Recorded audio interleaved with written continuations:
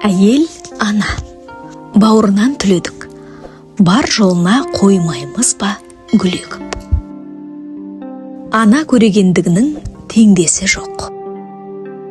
Ана тұлғам пейіліңнен дара туған, бар болмысың мейірімнен жаратылған. Ғасырларды уақыт арқалатқан, өзің жайлы аңыздан дала тұнған. Домалақ ана өлеңінен. Иә, ананың жұдырықтай жүрегінің әрбір лүпілі тек перзент деп соғады. Ұрпақтың өсіп өнгенін, өмірдің жалғасқанын қалайды. Ана жүрегі сонымен де.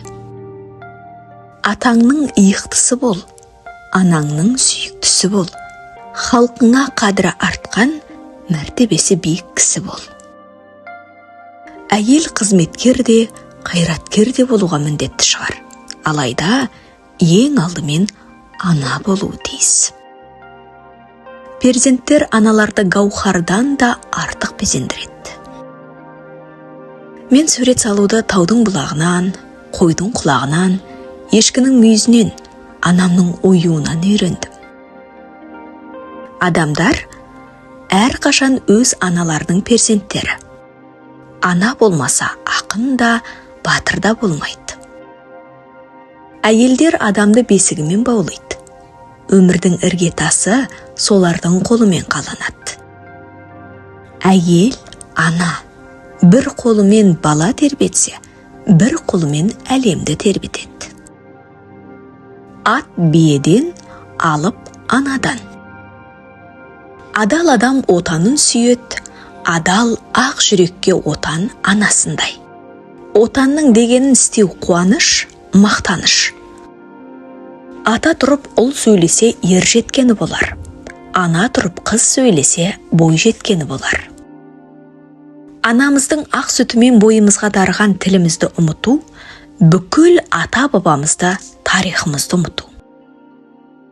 Ананың әлдейін білмеген ұл болмайды, уставты білмеген солдат болмайды. Анам мені бәрінен үздік деп санайды. Мен ешқашан анама қарсы келмеймін. 6 ұл тапқан ананы ханым десе болады.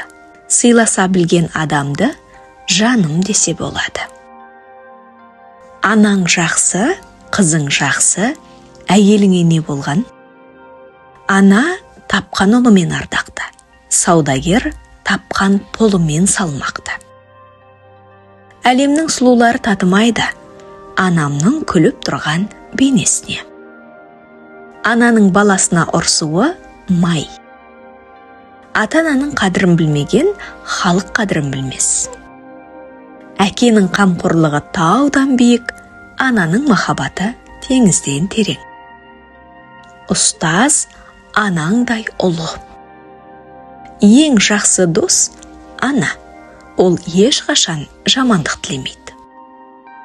Ананың махаббаты бұл сатқындықты күтуге болмайтын жалғыз махаббат.